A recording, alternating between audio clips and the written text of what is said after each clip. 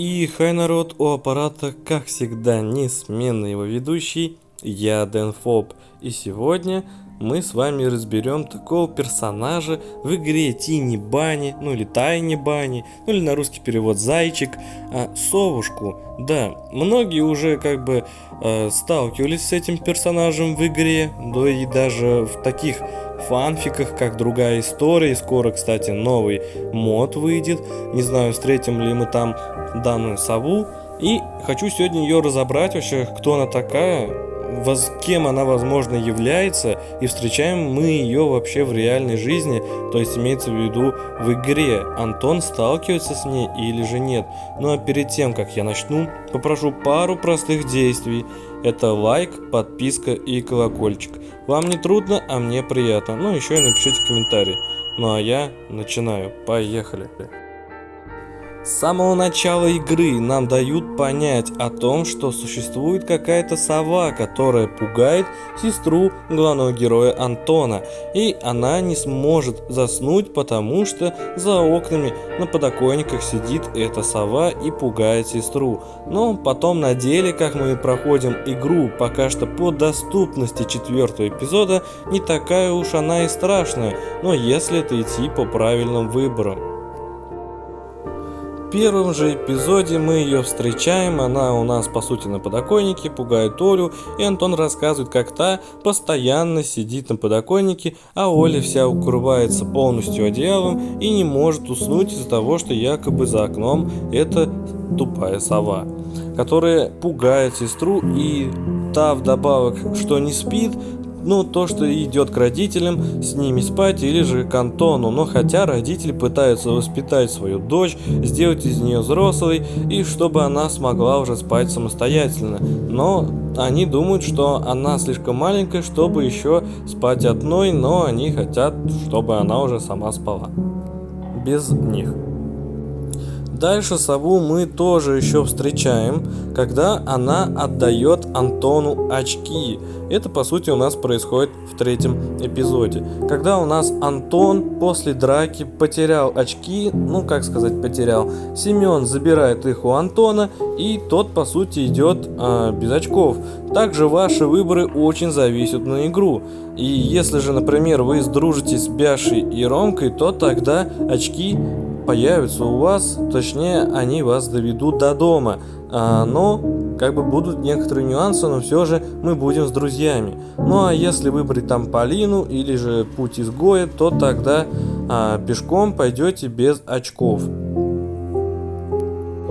И по сути, когда пролетит сова к Антону на окно, то она притворится Олей. Якобы Оля за шторкой спряталась и стоит и зовет Антона. Но потом, как выяснится, что Оля-то на самом деле не за шторкой, а находится уже в комнате. И тогда сова, спалившаяся, примет свой истинный облик, и мы ее увидим во всю красу. И она будет стучаться к нам в окно, да так, что лампочка в светильнике перегорит. И поэтому получится так, что Антон не побоится, подойдет и отдернет штору, и уже совы не будет. Это сделано специально.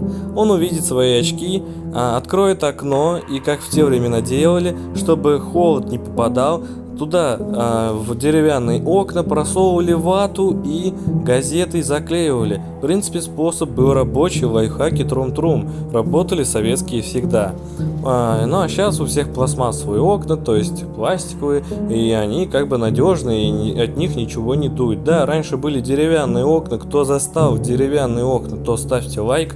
То есть тот поймет приколы деревянных окон.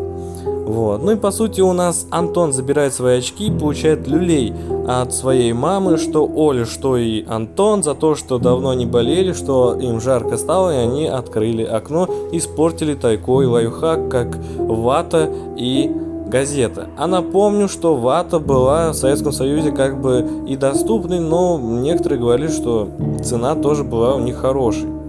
Все же они должны были использоваться в медицинских целях, а не утепление окон. Но все же их использовали именно так. Многие под зиму делали так. Дальше самой совы мы больше практически не встречаем. Только когда уже под конец третьего эпизода звери придут к Антону, это у нас по сути может быть тоже выборы влияют. Якобы Оля вышла на улицу, и Антон побежит за ней. И увидит, что там вместо Оли окажется сова. Ну, если перепутать, точнее, другой выбор сделать уже на ветке, то тогда у нас по сути будет стоять Бяша.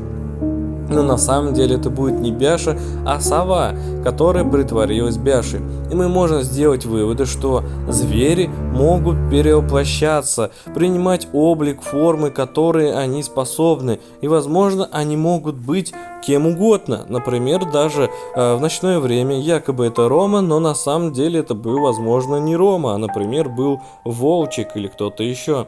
То есть мы знаем, что у данных зверей есть какие-никакие способности, которые они могут использовать и манить свои жертвы в лес. Как вы уже знаете, что да, у нас звери любители полакомиться человечиной, поэтому у них есть свои способности. И да, мы видим, что какое у них тотемное животное, они одевают какую маску, и у них те есть способности.